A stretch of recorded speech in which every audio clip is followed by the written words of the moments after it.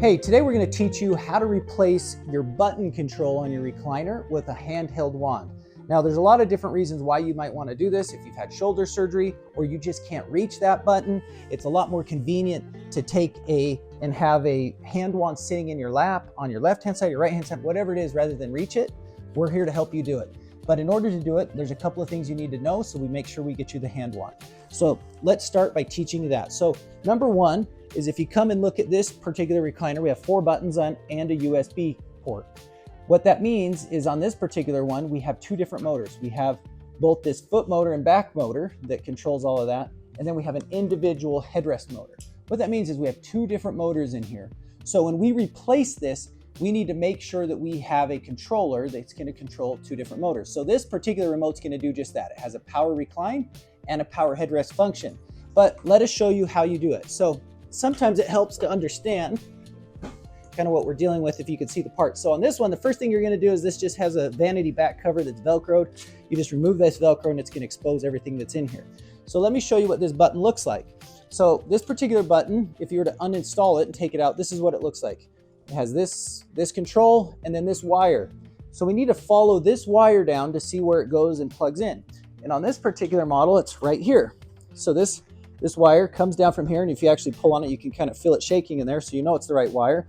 If you wanted to take off this felt liner, you could just take off the felt liner and then reach in there and see it. The felt liner doesn't do anything. It's literally just a vanity cover. So that's how you do it. But as this comes down, what you're going to notice, and this is what we really need to know, is you come down to this little connection here, and the way you open this connection is it has just a little locking clip.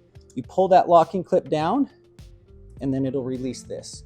And as you release this, what you're going to notice is this remote, or excuse me, this control here is a 5-pin female.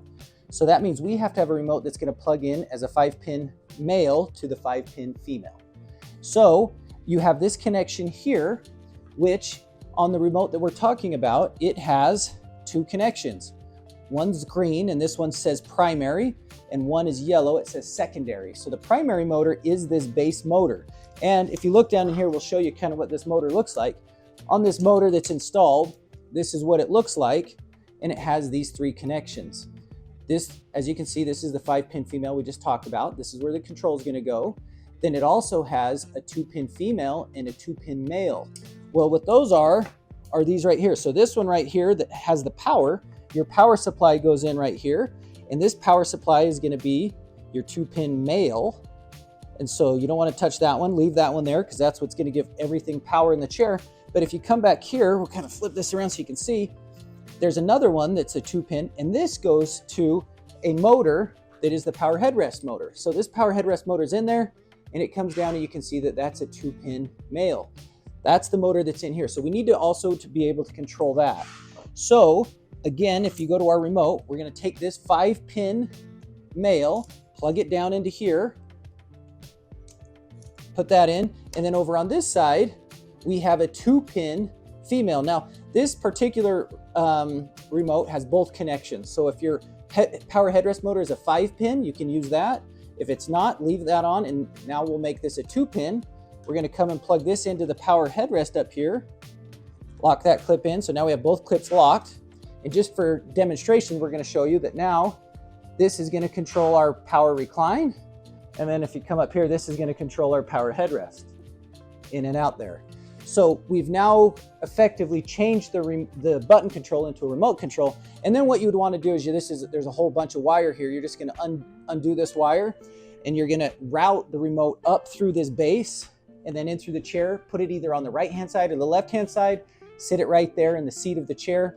But you now get to control your whole recliner with this remote. Lastly, the most important thing here is people say, well, what do I do with my old button? Well, what you can do is you can now take this 5-pin connection that's sitting there. You don't need to do anything with it except for zip tie it or tape it, whatever you want to do it, but it needs to be here out of the way of everything else so it doesn't get in the way, it doesn't get caught in the mechanism or the swivel. Make sure you leave it here. At a later date, if you want to go and put the button back in, you like the button and take out the remote, you could. If you never want to use it, it doesn't matter. Leave it here. It's not going anywhere. It doesn't do anything, and you'll have the ability to just use your remote. So that's how you replace your button with the remote.